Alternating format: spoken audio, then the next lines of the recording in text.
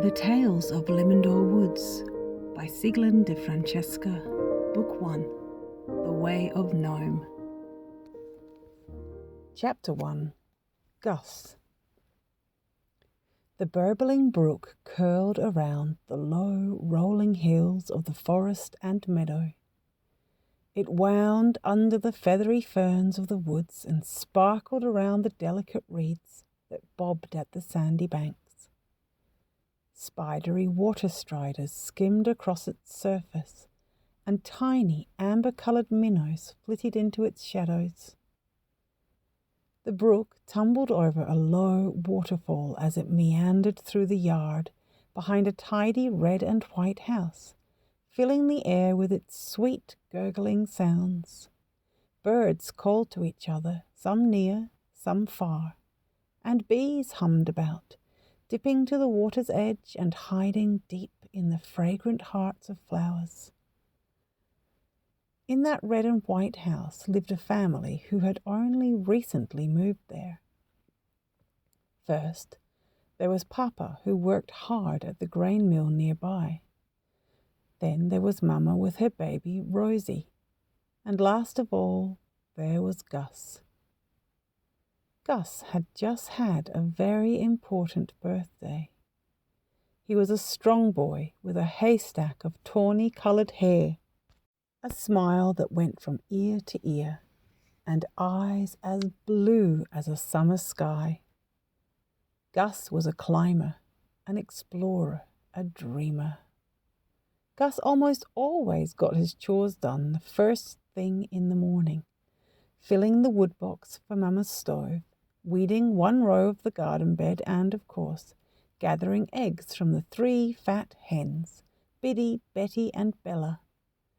Then he would have the rest of the summer day to go off and explore the countryside that stretched far beyond his new home. On this particular morning, Gus had gotten up so early that he had finished all of his chores before breakfast. Running off to play, he passed the new swing that his papa had recently hung from an old oak tree near their house. He ran across the narrow wooden bridge that spanned the stream. Imagine having your very own stream! Across the shaded lawn to the stone wall, through the open gate and up the steep, grassy hill to the very top. On the top of that hill was Gus's apple tree. Gus had only recently discovered the tree. The first time he climbed it, he felt that it must have been designed just for him. If he stepped up on the first branch with his right foot just so, and then stretched his left foot up to the next, he could easily climb to a high branch that was perfect to sit on. There he could comfortably lean back and see the broad vista of the woods and meadows all around him. As he surveyed the horizon, his gaze went to the forest that lay west of his high lookout. The trees there looked very old and were strange and densely overgrown. The forest stretched all the way from the stream that looped by his home to far in the north, where it skirted the meadow farmland of their only neighbours. Although he had often glanced at the woods, this day something unusual caught his eye. Far off in the distance he thought he saw a faint glimmer of something that rose above the treetops and reflected the bright morning sun. What? Was that a mountain? Gus wondered.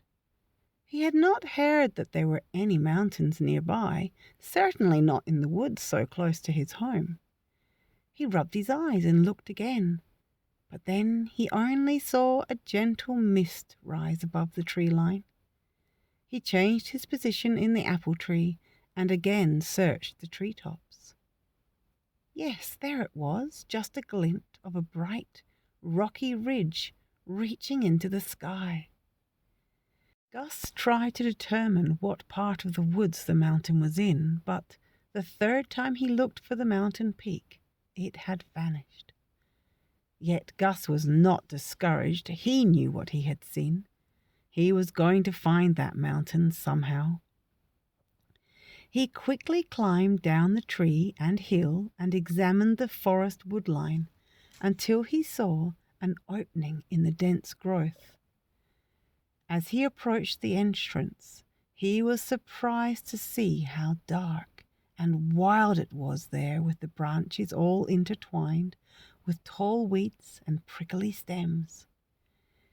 He crouched down to crawl through the dim opening and entered into a cool, shaded thicket of ferns. The fern fronds seemed to become larger and larger as he crawled further in. At last Gus stepped free of them to see that he was standing among huge trees, their tops stretching high overhead, fading into the bright sunlight above.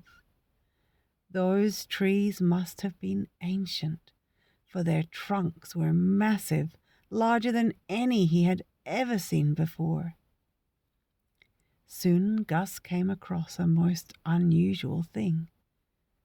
Was it a plant? It had a smooth, off-white trunk, cool to the touch.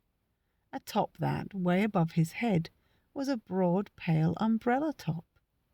It was only when he stepped back to see it better that he was amazed to see that it resembled a giant toadstool. But whatever could it be? And what were those blue flowers bobbing on tall, thin stems, also high, high above his head? Gus walked about, marveling at each puzzling curiosity he came across, and soon realized that he had no idea what part of the forest he was in, and he had no idea which way to go to find that mountain.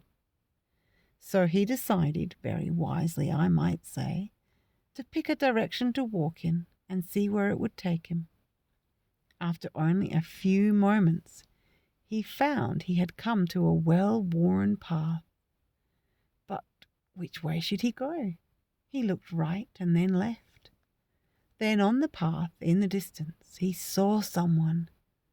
It was a man in a funny-looking hat, walking with his dog. Gus ran quickly after him. Surely he would know where the mountain was. When the man and his dog disappeared from the path, Gus sped up, hoping not to lose them.